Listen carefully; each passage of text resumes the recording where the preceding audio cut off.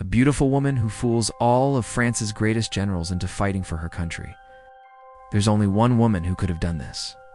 So let's find out who she was and how she did it. Joan of Arc, or as she's otherwise known, the Maiden of Joan, was a peasant girl who had visions of saints that instructed her to lead France's army against the British invaders. Now, even though Joan didn't come from a wealthy family, she was still very well educated, which in those times was pretty unheard of for women. And even though she was poor, she dressed like a princess. This is because she claimed that God had chosen her to be the one to save France from the English. And although no one believed her at first, she eventually won them over with her bravery and determination.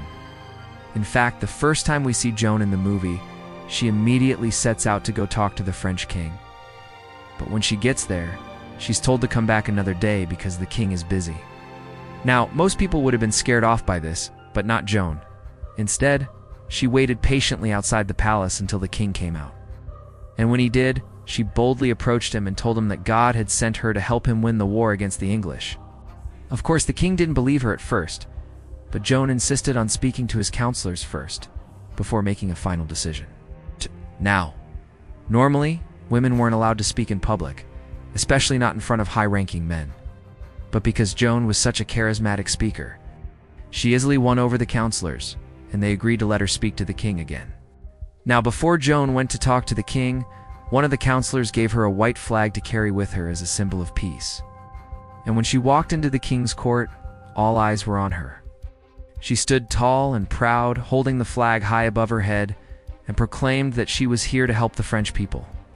Of course, the king was skeptical, but he agreed to let her accompany him on a military campaign against the English. And while everyone thought that Joan was just a young girl who had gotten in way too deep, her leadership skills and charisma soon won over the hearts of the soldiers. They loved her so much that they started calling her the Maiden of Joan.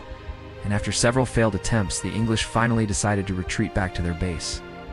With the victory, Joan became a national hero and was given command of the entire French army. But then, just when things were looking up for the French, Queen Isabella of Luxembourg accused Joan of stealing a necklace from her while she was visiting the royal court. Now, even though Joan didn't steal the necklace, the queen used this as an excuse to get rid of her. So she took Joan to court and had her put on trial for the theft. Of course, Joan protested her innocence, but the judges didn't care and they found her guilty. As punishment, they stripped her of her rank and title and locked her up in a tower. It seemed as if all hope was lost for Joan, but then a mysterious knight broke her out of prison and helped her escape to safety. Now, even though she had escaped, Joan was still wanted for her supposed crimes. So she went into hiding until the king came to rescue her. However, he never came. And after months of waiting, Joan finally gave up hope. She turned herself in and was brought back to court. The judges, who were still angry about Joan's escape, sentenced her to death by burning.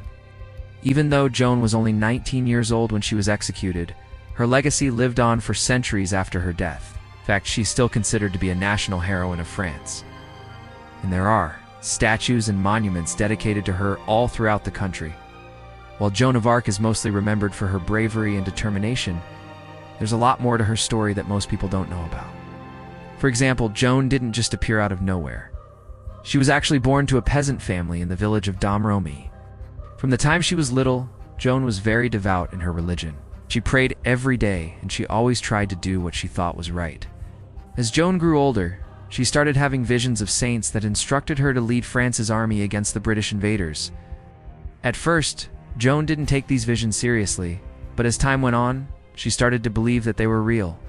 Eventually, she decided to follow the saints' orders, and she set out on a journey to find the French king. Of course, Joan wasn't the only one who had visions. In fact, there were many people throughout history who claimed to have seen or heard messages from God. But what set Joan apart from all the others was her courage. While most people would have been too scared to act on their visions, Joan bravely led the French army into battle despite the danger it put her in. In fact, it was because of Joan's bravery that the French people were able to defeat the English and drive them out of France. Unfortunately, Joan's bravery wasn't always appreciated. After she helped the French win the war, she was falsely accused of stealing and put on trial. Even though she was innocent, she was convicted and sentenced to death. But even in the face of death, Joan remained brave. She didn't beg for mercy or try to make excuses. Instead, she accepted her fate and died with her head held high. While Joan may have been executed over 600 years ago, her bravery continues to inspire people around the world today. There are countless statues and monuments dedicated to her, and she's even considered to be a national heroine of France. It's hard to believe that such a young girl could have had such an impact on history. But Joan's story is proof that it can be done. If you want to learn more about Joan of Arc, I highly recommend checking out the movie The Messenger, which tells the story of her life. It's a great movie that does a really good job of bringing Joan's story to life.